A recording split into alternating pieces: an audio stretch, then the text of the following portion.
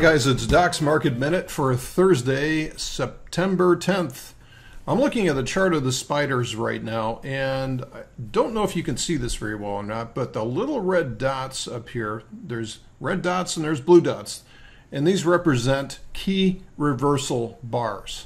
So for us to create a red dot, which means a bearish reversal bar, what has to happen is after a candlestick, we have to see price action that makes a new high but sets up with a lower close like this. And that's exactly what happened yesterday, where we had a higher high but a lower close on here. In fact, on the spiders, not necessarily the SPX, but on the spiders, it created not only a bearish engulfing candlestick but also an outside bar. Now, how significant is that? Well, maybe it's significant. Sometimes we've seen that these reversal bars show up a little early and they don't really mean much of anything. So like anything else, it's just more evidence that gets thrown on the pile until we actually see confirmation for the move. So the market's job right now is to just thrash back and forth and disappoint the greatest number of investors that are trying to either take this long or short and then reverse the next day.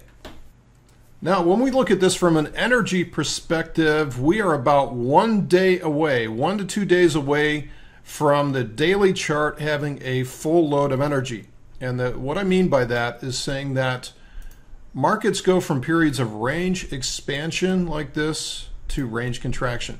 They go from range contraction like this, where we have a lot of energy, a lot of non-linear behavior, builds up energy. It's almost like coiling a spring, right? Coils up tighter and tighter until it can't take it anymore and goes leaping out of there in one direction or another. That's exactly what happened in late August as range contraction led to range expansion, and now we're doing the exact opposite of that.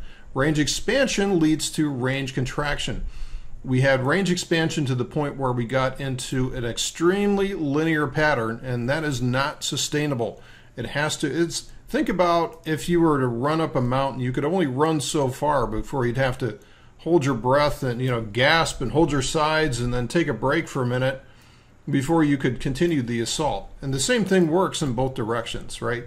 So range expansion leads to range contraction. We are almost within a day or so of being at a level where it's ready to trend again.